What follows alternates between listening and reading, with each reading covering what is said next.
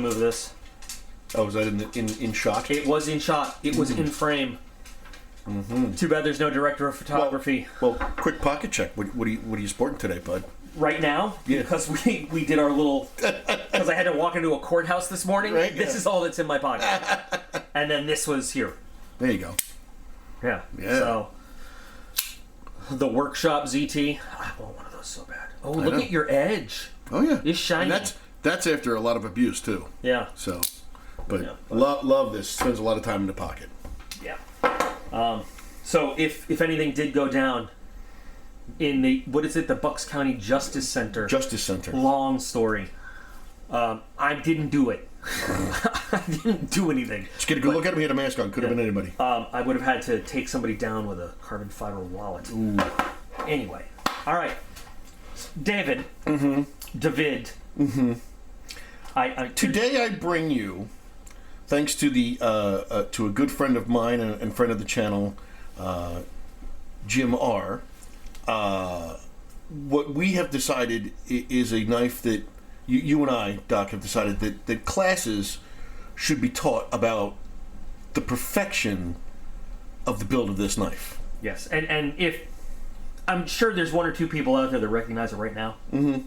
But if you don't, when you hear the name of the maker, you'll understand that, like, not only through the design, but just, yes, this guy should be teaching classes anyway. But this design is... First of all, the build quality of the sheath is unbelievable. I mean, everything's, heavy stitched, made in USA, which you gotta love.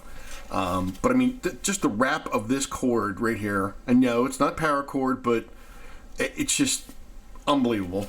You got room for some more gear here, You can put sharpening stone or, a little survival kit or something. But the meat and potatoes is this. And I don't know if you guys can see it in that thing, but this is a CRK fixed blade. And CRK, Chris Reeves knives. Chris Reeves knives. There are going to be some people out there that don't know. Yeah, Chris Reeves knives. And it's so hard for me not to say CRK and then add the extra letter on there, but that's another brand altogether. But this thing, I mean, the chamfering, the roundedness of the blade, this hand. I want to see the CNC machine that makes this. The micarta on this is not only, I don't know how this is coming up on camera, but it's not only molded, to fit the swell of your hand perfect. I mean, both Doc and I have pretty decent sized mitts. I mean, I'm always in an XL glove. I don't know about you, Doc, but it fits my hand perfectly. I mean, it swells at the end here in the butt cap. Got room for a lanyard. You can choke up on it. This thing is absolutely stunningly incredible. But then it's diamonds. Yeah. It's diamond. Like, I hope this is coming up how good this looks. It's like diamond plate. It's like, like diamond plate micarta, but it's also, I wish I could hand this to everybody watching this right now, just so you could feel how stunning this feels in the hand. And then, I'm pulling this out, I'm looking at it, it's like, oh, wow, again, not a huge fan of serrations, but it's not a lot of serrations, and they're really good serrations. But then I flipped it over, and it's actually serrated on it. They serrated this thing to a point on both sides of the blade. I mean, like, I've never seen that done before. Which is... I literally went through every fixed blade I have and then some and looked at it. I'm like, I've never, ever, ever seen anybody take the time to... It's not only does it come down to an edge on that side, but they actually put in the actual, and it's... oh, you know what? Is it? What are you looking at? Yeah. So look at this. It's actually in like a zigzag pattern. So this and that are opposite to each other. Mm-hmm. Wow. I mean... Chris Reeves is one of the classic high-end knife designers, knife makers, and this thing is, I've just been sitting here saying, put it down, put it down, put it down. I want to touch it. I mean, and the weight on it too. It looks like it would be twice the weight it is. And Chris Reeves all have this Idaho made stamp on it. Mm-hmm. I was stationed 40 minutes away from his shop for 8.5 years and didn't even know it. And you didn't even know it. And I could have. And he will. You can go and get a tour of the shop, and you can buy whatever they have in the shop right there. And I didn't even know. Not like, oh man, but yeah, his shop is in Boise, Idaho, and I was, Mountain Home was 40 minutes right down I-84. This thing is just amazing, and the thing is, it's kind of like just a classic classic buoy. Yeah, like some people might call it a clip point. Okay, I call it a drop point, but buoy shape. To me, a clip point has more of a wave, more of a swoop. But yeah, this is just, you see this shape in the K-bar, in the Army Air Force survival knife, so it's not like that dramatic, like an original design. It's the way he has originally detailed. It's how he put his spin on a classic knife design. That is just awesome. Every little element that he put in this thing is not only is it a great looking knife, but it's just so functional. And his handle, I'm telling you, you just want to walk around with it. Yeah. If you get the chance to handle one of these, do yourself and your hand a favor and just put hands on it. I mean, it is just it's stunning. It feels, to me, this is like if you've ever handled a German Luger. You look at the angle of the grip frame, and you say, wait a minute, that looks uncomfortable, and yet as soon as you wrap your mitt around it, it sits right in that crook right here in your hand and just says, yep, I'm the perfect angle for sitting in the hand. I mean, if you want to hold it like this, like I said, you want to choke up on it. You can even get on top of it like this. This thing just screams, grab a hold of me. This is not a standard Marine issue K-bar, but this is the larger, K-bar fighting knife. And listen, what? Not again. Check out the serration. So just to compare what we're talking about with the serrations, standard serrations are only done with just about every other knife on one side. But to give you an idea, I think a regular K-bar would be about the same size as this. Is a little bit longer. Yeah. But the balance on this one is perfect. And this one's again, no shade to the K-bar. The K-bar is World War proven, bushcraft proven. It's a stunning knife, but some things that you're not going to see. This is a it's a full tang knife, but this is it's a small tang, whereas this is the knife is this is a through tang design knife. As nice as this crossbar is, I'm sorry, you're not walking up above that. You could even put a pair of gloves on, and I think this would still feel absolutely grippy and ready to go. And micarta, if you don't know, when it gets wet, it gets grippier. It's almost I don't want to say spongy, but you're able to almost see. I don't know how to put it into words, because it does get just a little bit softer. You're able to grip it because it does absorb a little bit of that water. It swells a little bit, and it does get grippier when it gets a little wet. Yeah. Or as people like to say, moist. Moist. I don't have a problem with that word. I don't have a problem with that word. Some people do. Can you hand me the? What do you want? Essie? Essie, sure. Yeah. Here's another great example. This is. This damn sheath. This is one of my favorite outdoor knives. This one has not been used because this one's pretty. I carry that. Well, I won't say that exact same model. I carry its former brother with the micarta scales that are flat, don't have the palm swell in them. Mm-hmm. And again, that is a fantastic knife. That is my go-to camping outdoors knife. Is the SC6. I love it. Mine actually does have partial serrations at the bottom. You know, and again, not a huge fan of serrations, but sometimes, you know, they have their purpose. But again, if I had this and I had that, Lord, this would go with me every time. I mean, and this one, as good as this and this handle does feel good. Oh yeah. I mean, this is the grip on this is great and everything, but this just fits the hand. And the weight difference. What kind of steel is this? You know, I don't know. Let me look that up real quick. I feel like it's a stainless. I think it's a high end, but the weight difference is, and you can see. I mean, we're talking about fairly similar width, just about even width. Yeah, they're calling it a clip point, by the way. Yeah, see, that's the thing. Like a lot of people call it. They're saying it's a hollow grind. This? Yeah. If it's a hollow grind, it's very shallow. Yeah, but. Yeah. What is? Oh, you're not gonna believe this. What? CPM S35VN. I thought he really does not work in carbon steels.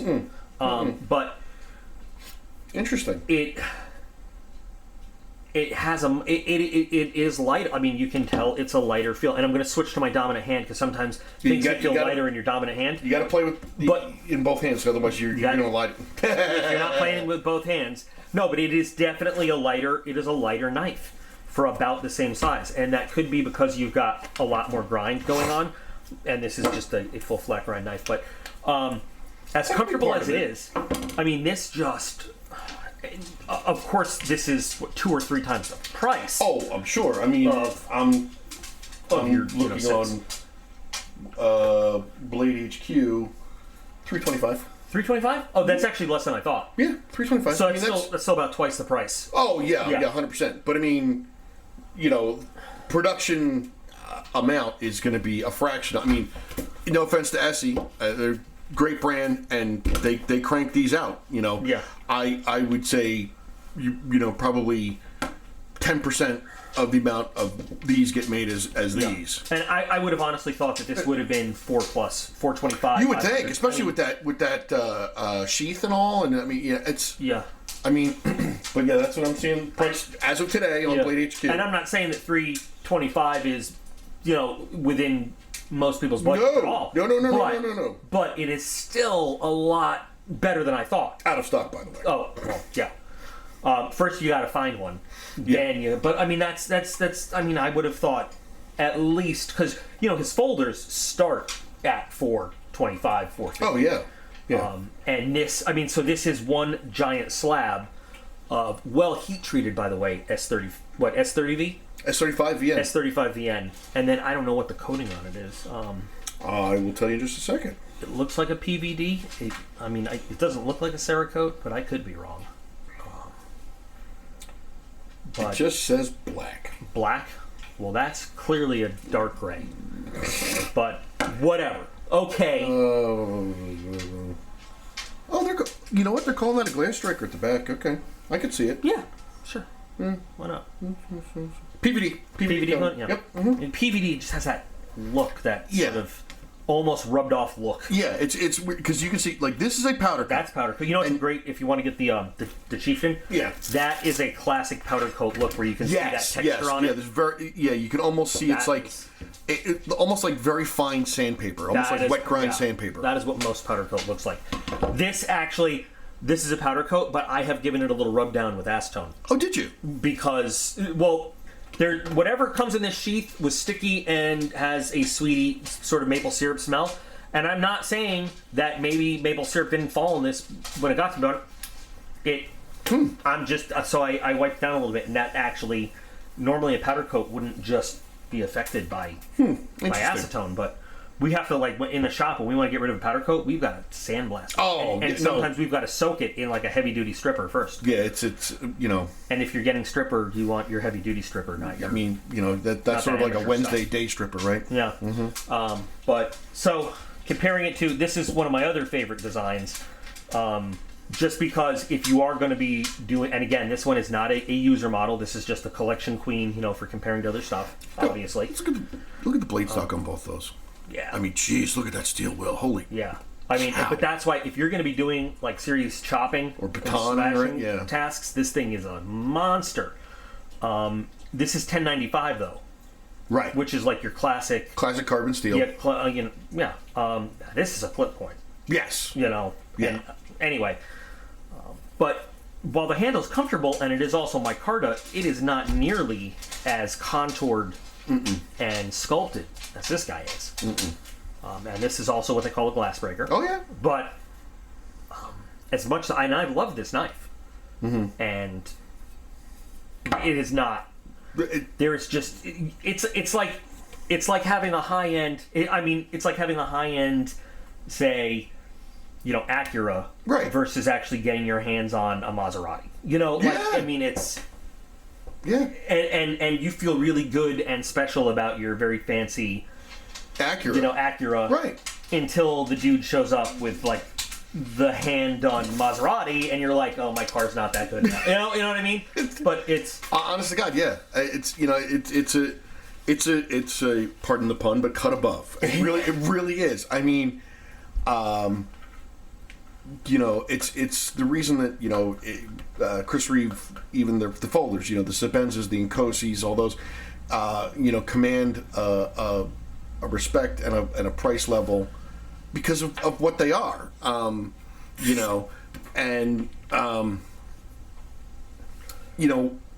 it's not. I've owned a couple of them. It's not my go-to knife for everyday carry because it's a very tight feel, as opposed to a drop shutty or an easier flicking knife, but it's that build quality that makes it tight. Right. Not to say those other ones that are drop shutty aren't of a build quality. It's that handmade touch that makes the difference. Yeah. And his aren't meant to be just flipping in. No, they're not designed to be that way. And you would have to pretty much re-engineer that knife to get it to be shutty like that. Oh, this is another great example of that's a powder coat. That is powder coat all day long. That's like a textured powder coat. And I don't want to say anything bad about Kaiser, but the quality on this powder coat is probably not as. This is going to wear off. Well, I would think it would catch on stuff more too. That's why it's going to wear a lot faster than this or the. Yeah. And again, there's nothing against Kaiser. That's a great brand. They make a great knife. It's just this powder coat is. It's a coarser powder coat. Yeah. Now here again, look at the attention to detail, and again, not pooping on Kaiser at all, but look at how this jimping is, how all the edges are just chamfered nicely, and just it's gonna, and both are gonna grip. It's just one. If you were doing this all day on this one, I think you'd get a hot spot a lot faster than you would on this guy. Yeah, it just and again, it's you're talking about a near $350, $325, I think I said, fixed blade. That's not your everyday let's go play in the woods knife. Yeah.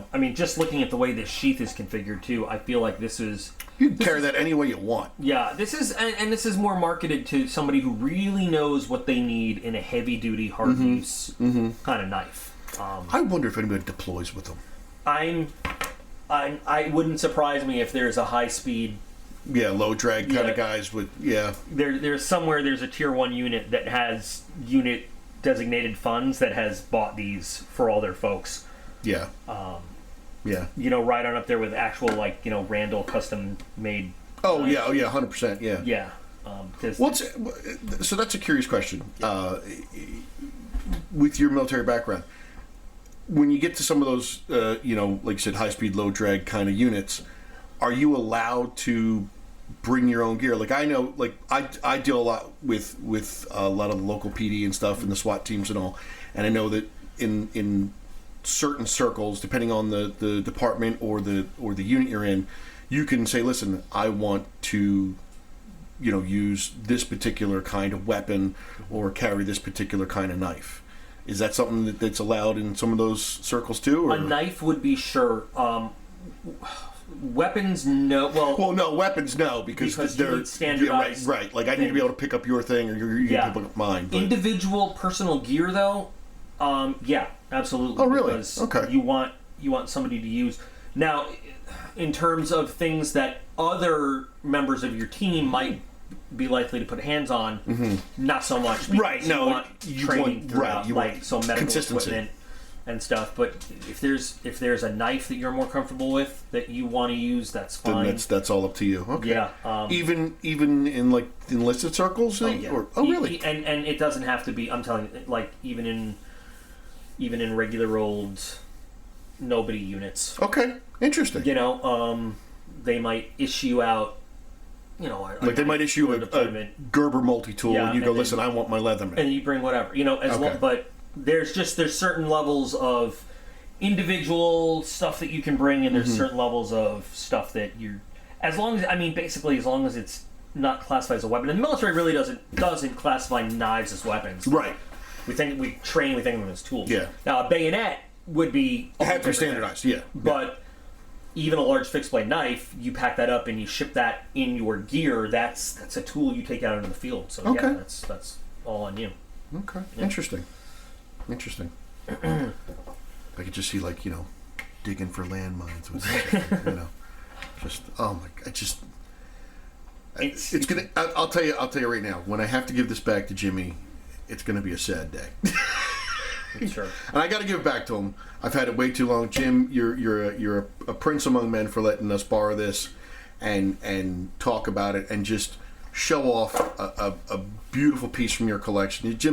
Jim's been a good friend of mine for years and years, and just like how Doc and I get together and talk knives and shop, Jimmy and I get together and we talk knives and shop all the time, and just an incredible. When he showed me this, I was like, oh my goodness, and he said, yeah, take it and you guys do a video on it because it is just a stunning piece of work. You know what I think it is, and I hate to use the words only 325, but because that's still out of range for a lot of people. But it's for what it is. I think that's very reasonable. It is, and so for me, it's not. It's only being only 325. Now that I know that, makes me think, wow, I'd love to pick one. But it's the availability of the knife itself. It's finding one. I will say I've seen less than 4 or 5 of them on the secondary market that I troll pretty heavily because I'm always looking to buy and sell stuff, and it is but again, to me this is also like buying a Harley or something like that. It's going to hold its value. Yeah. You're not going to pay $325 for this thing and sell it for $200. It's just not going to happen. No, and then I saw a couple versions of this. Like there's one that they had an FDE coating that's now marked as discontinued. So, if you have something like that, you probably could command, even a higher price because you can say, listen, you can't get it anymore.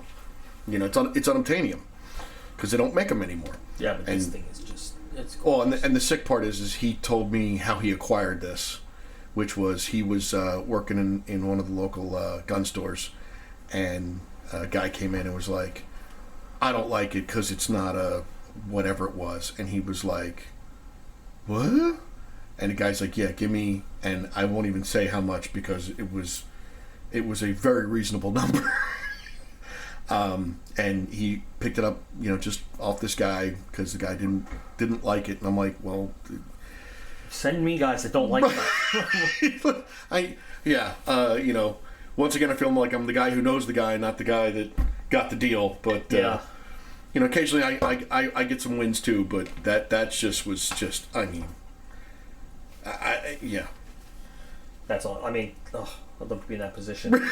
Every once in a while, I am. Every once in a while, you and I can't complain because I've got some awesome viewers that send me stuff to look at sometimes, or will want to do a trade or even vendors that are like, here, check this out and tell us what you think or whatever. But that is just right place at the right time. Magic. Yeah, that's the guy pulling in with that Maserati and going, you know what? I don't like it anymore. I don't like it anymore. Huh. Give me a couple bucks and here's the keys. Yeah. Okay. Yes, please. Yeah. And now again, the sheath. It's not one of these. It does have a plastic insert. It's not. You're not locking the blade into it. Actually, goes in this way. You dope. But a very secure snap. The canvas on this is not. This is canvas. This is not nylon. Because it's got a much softer feel than this is nylon here. It's just this is a but this is you can hear how soft it is. And Ooh. yeah, and it's not gonna and That was a Nerf gun. It's okay. PETA. No, that's 100% my Oh, foot. that was 100% your foot? Or Alec Baldwin, one or the other. I don't know. Well, let's not go there. Ooh, I went there. I mean, we've been being stalked by the cat and the dog this whole video. So. Yeah. But it's just, again, it's that touch of, this could have been a hard plastic, or not plastic, but a harder nylon. Instead, it's a good feel. It's very tactile. It's gonna stretch and wear nicely, but it's never gonna be yes, you're hearing it rattle in that plastic, but I'm telling you, that knife is going nowhere. I would, unless you unsnap that, that's where it's living. And so I'm just gonna finish off by saying again, what a beautiful piece. Thank you for letting us review it there, Jim, and one day I'll get it off you on trade. I also thank. I've never met Jim, but thank you, Jim, and thank you, Dave, for bringing it over. Oh, my pleasure. I'm just so. I every time I see it, I'm just like, oh, I want to just crazy glue it to my hand so you can't take it out. Yeah, right. Well, just want to get some noodles. Yeah, I'm hungry. Okay, let's get some noodles. We're gonna get some noodles, guys. Meet us for noodles. If you find us for noodles, we'll let you hold the knife. But we're going to keep an eye on you because it's got to come home with us. Yeah. It's got to go home to Jimmy. But the first step is they got to find us for noodles. They got to find us for noodles. Yeah. Yeah. Good luck. All right. Anyway, guys, awesome knife. If you get a chance to get one, and then get us one. Yeah. That's the thing. But well, I guess that's it. Yeah. Remember, like Doc says, you guys are all absolutely awesome. Wow, that's nice. He finishes. He absolutely appreciates every single one of you. I do too. As a avid viewer of the channel and occasional helper, you guys are all absolutely awesome, and we'll see you again real soon.